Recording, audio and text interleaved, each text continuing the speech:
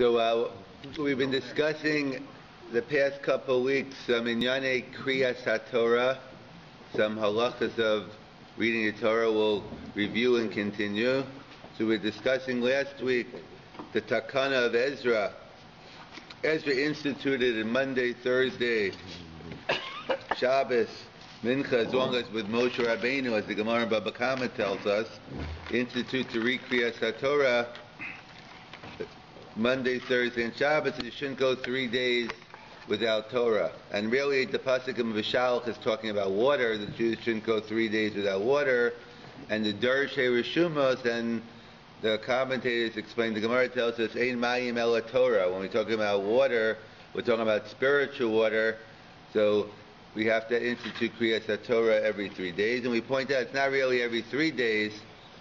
As in the Tziv writes, that let's say you can, the shul is closed on Monday. They close up shop, or you get to the Aron Kodesh and no Torah is in there. So, and then you finally get a Torah on Tuesday. So the Tziv writes that one cannot learn on Tuesday. Tuesday's the bracha of Atola. It has to be on the specific days of Monday, Thursday, or if it's Rosh Chodesh, or any day where they instituted to read Krias Hatorah. So, really, Krias Hatorah, we assume, is a mitzvah midrabanan, is a rabbinical mitzvah. Even though Moshe Rabbeinu was involved in the mitzvah, just because Moshe was involved doesn't make it a biblical law. We know this Torah is Moshe. When Moshe had the nevuah, Shechina medaberas mitokrono shel Moshe, that when Moshe was giving over the Torah, so then as in one of the Din Daraisa, it didn't status of Torah, but Moshe made many institutions later on, not the Torah's nevuah, like we have mourning. Avelos is only drabanan, especially if we're Ashkenaz, all 7 days. And Krias Hatorah, him and Ezra got together and made a takana. Ezra embellished a takana by either adding more aliyahs or by adding more psukim. But basically it's a din drabanan. However, some Rishonim suggest perhaps that's only during the week, Monday and Thursday. But on Shabbos, perhaps Krias Hatorah takes on a status of daraisa. Why would during the week or Shabbos make a difference? Usually if it's daraisa, it's daraisa, whenever you're doing it. Assuming there was a mitzvah of tefillin on Shabbos, which we assume there's not, but if it was, it'd be a din daraisa. Why would we make a distinction between Shabbos and Yontif being a din daraisa, and during the week a din drabanan? So there's a famous Ramban in Parshas Emor, and the Ritva says the same thing, at least the result. He doesn't necessarily give the same reason as the Rambam, but the Ritva writes in Megillah, Krias Hatorah and Shabbos, the end of his daraisa. So what's the pshat? So the Ramban writes in Parshas Emor, it says by Mikrai Kodesh. So what is Mikrai Kodesh? So Mikrai Kodesh. So he writes in the word Kruei Ha'eda that he's not limiting it to Krias Hatorah, but he says any type of public gathering for Torah purposes, davening. That's why perhaps as well there's a machlokes, the Rambam and the Ramban, about tefillah, about prayer, all the time. The Rambam's opinion is tefillah mitzvah aseh l'spalel b'chol yom. There's a biblical mitzvah to daven every day, and the Ramban writes the mitzvah is only the Eisara, in a time of need, a time of war, earthquakes, tsunamis, any type of pressing issue, then tefillah takes on a din daraisa, but tefillah daily is not. And Rav Soloveitchik pointed out, really it's more of a local machlokes than a fundamental one. That everyone agrees what is tefillah. Tefillah is always in a time of need. That's what you're davening for. However, the Rambam's opinion is what's considered a time of need when you're fighting a war, when you have an earthquake, when you have a tornado, when there's some external pressing cause. That's the definition of Eisara. The Rambam goes with a more generic, more liberal Eisara. We know every day life is full of saras, the human condition, human frailty. So every day is a din. You wake up every morning, Modani, that's a daraisa. The fact that we woke up, we survived another day, or etc. So So usually the Ramban says tefillah is d'Rabbanan, but even the Ramban says when it comes to tefillah on Shabbos, it's a din d'Oraisa, because based on Mikrai Kodesh, any type of public assembly on Shabbos, that takes on a din d'Oraisa. So when I give a shir on Shabbos, it takes on a status. Talmud Torah is always d'Oraisa, but any type of public gathering for Krias Hatorah, davening, a shir, learning, that takes on a din d'Oraisa based on Kruei Eda. So it's not that Krias Hatorah itself is always d'Rabbanan. It's not a matter. Krias Hatorah isn't changing, but since on Shabbos is another component of Mikrai Kodesh, of doing things in a public gathering, that takes on, according to the Ramban and the Ritva, the Krias Hatorah takes on the status of a d'Oraisa, and so too the Ramban writes about by tefillah as well, even though tefillah is normally d'Rabbanan, when it comes to tefillah on Shabbos, it's d'Oraisa. So perhaps if one is if one is in jail, of course not, because no one's guilty in jail, by the way, if you didn't see Shawshank Redemption. That's right. But somehow you ended up being in jail, and then you got it once a week. They were going to send you out. And the question is, what day should you go out? Which is a separate question. The Radvaz writes, do you take the first possible day, or do you take a day where you think so? His discussion was it was right around Rosh Hashanah time. Should you wait to Rosh Hashanah and fulfill your mitzvah in Torah of shofar, or should you just get out today? Because who knows, maybe the warden will change his mind tomorrow. So that's a separate share. When we get into choosing mitzvahs, perhaps we're going to get into choosing between visiting the sick and nicham avelim. Which one comes first? If you have a choice to comfort the mourner or visit the sick, which one takes precedence? That's an upcoming share.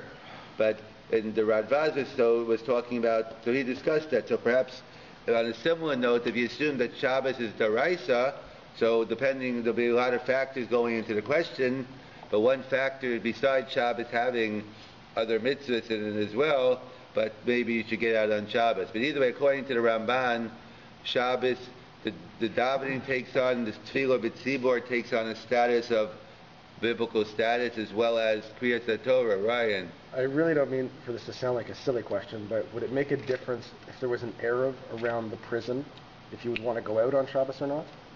No, it only make it not an Erev. An Erev to Chulun, there's different type of places. It's not an Erev in terms of carrying, because it's assuming that, but in terms of art, there's only certain amount of place you could walk on Shabbos out of Tchum, and unless you made an Erev Chatzeros. So that would play a role in terms of assuming there's no sakana being in there. That'll be one of the factors, but you can't violate an Aveira for it. Right. So look, as far as the Krias Hatorah in public on Shabbos, we fulfill the d'Oraisa in the morning. Why should we say that it's also d'Oraisa in the afternoon? No, but you didn't. You mean you feel Krias? Right. That's the question. The question according to the Ramban is, yes, saying, Ramban, yes. It's the mitzvah Kruei. Maybe the Ramban is saying any time there's a Kruei Aida, it's not about it's a Chiyuv, that's something else. Oh. It could be, we have a Chiyuv d'Rabbanan of the Chiyuv could be d'Rabbanan of Krias Hatorah. I see. But the Kiyum's d'Oraisa. Once I do, I have to read Krias Hatorah, I have to daven. But Tzibor, but so during the week, perhaps I'm only getting a mitzvah d'Rabbanan of davening. But besides my mitzvah of davening, perhaps I only get a rabbinical mitzvah of davening b'tzibor. The Ramban would say, but on Shabbos or Yontif, the kiyum would be a biblical kiyum because of Mikrai Kodesh. Okay. But it means any time you get together. So if I give a Shabbos shuk and a shir b'shul Shabbos, they're both biblical. Don't downplay this because you can't come before mincha. Don't try to justify your being. You go on. Yes, look, this is sort of the idea of it is a chiyuv d'Rabbanan, but the kiyum d'Oraisa. I'm just asking, why nafkamina? I don't get it. Maybe another time you can discuss this. Why nafkamina and what? If your chiyuv is d'Rabbanan, then your kiyum is d'Oraisa. Yeah, I'm not following. No, there's two different things in terms of the part. Let's say even like kamina. Unless between that and that they both d'Rabbanan. No, the naf. Well, there's two. The naf. First, what it means is that the pure obligation on a technical basis could be a d'Rabbanan. Yes. But once you fulfill, let's say we'll get into perhaps by bikar cholim as well. Maybe the technical obligation to do bikar cholim might only be technically rabbinical, yes, but it might fall under the rubric. Once you do it, you could get a fulfillment of the d'Oraisa. or same thing here. In other words, by davening, we're saying it's not because of the davening that takes it to a biblical level. It's because of the Krias Hatorah, because it's any time you get together in Tzibur. So if I do it 10 times a day, I could get 10 fulfillments. It's not limited. Right. Usually, if you have one chiyuv, if the chiyuv is biblical, you could also continue. Like let's say by eating matzah netziv, right? So the gra that even though there's a minimum obligation to eat a kazayas a matzah, yes. But perhaps if you eat 2 kazasim or 3 or 4 or 5, you still get a kiyam mitzvah min Torah. Well, let's say the Ramban by Krias Shema, the Ramban paskins only pasuk rishon is biblical. But if according to the Ramban, he doesn't disagree. If you say one parasha, 2 or 3, then every parasha you say if Krias Shema could still be a fulfillment. But the nafkamina is a different question. Perhaps if you apply the principle of osek b'mitzvah patam and a mitzvah. According to those Rishonim who say, the question, let's say I'm involved in a rabbinical mitzvah and a biblical mitzvah comes up. So that's a shaila in the Rishonim. If I apply, so that would be if you want a nafkamina. But either way, that's the famous Ramban, and the Ritva doesn't give the reason, but he also says that Krias Hatorah, I'm not sure if he limits it to Krias Hatorah, or he'd also agree on by Tefillah as well. But that's even though it's a Takana D'Rabbanan, it still has a fulfillment of a biblical fulfillment on Shabbos and Yom Tov. So the Rav and Shmuel came along. The original institution was that the Kohen got the first Aliyah, he read the first brachas, and then you called up, let's say on Shabbos, the Shiva Kruim, and even more, you had Osafis, so you call up as many as you want, and then the last person at the end closed up shop. He made the last bracha. And Rav and Shmuel came along and they changed the takana that each person getting an aliyah makes their own bracha lefanav, the bracha before and bracha after. And the question is, when they changed this institution, was this a technical change or a fundamental change? What do I mean, a technical change or a fundamental? Because basically, Krias Hatorah used to be one unit. There was one bracha set over the whole 7 aliyahs, or Yom Tov 5 aliyahs. And therefore, it was viewed as one unit. Do I say the same thing? Do I say that basically it's still one unit, but we'll see for reasons they felt people were coming in early, leaving late, and people were missing the brachas. So they wanted... In other words, that gets into the question is, well, also, what was the original takana? When we say the original takana was one person makes an aliyah and that's it, was that true all the time, or that was just more practical? In other words, let's say someone walked in at Shlishi. Okay, let's get reality, Shishi. That's too early. Let's say someone showed up at Shishi, and then they obviously missed the brachas. So now they used to get up and not make a bracha. So some say, that it was the institution was one unit, and therefore you have one bracha before, one at the end. And others, the Taz quotes, other Achronim quote, that no, it wasn't carved in stone.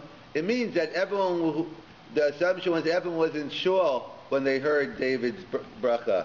And therefore when you got up, you kind of yotzei with the bracha of the Kohen. But if I wasn't in shul, I'd have to go in and make that. That was a discussion also even Bisman, the original institution, how it worked. So if you assume the original institution was only one bracha no matter what, so the question was, did it change now that Rav and Shmuel came along and said everyone should make their own bracha? In other words, my nafkamina if it's 1 unit or 7 units. So perhaps the nafkamina is in terms of whether you need a minyan to continue, because there's a halacha, there's a Yerushalmi that writes that we know by a davar shebekdusha you need 10 in order to do something. You need 10. You need a minyan to do it.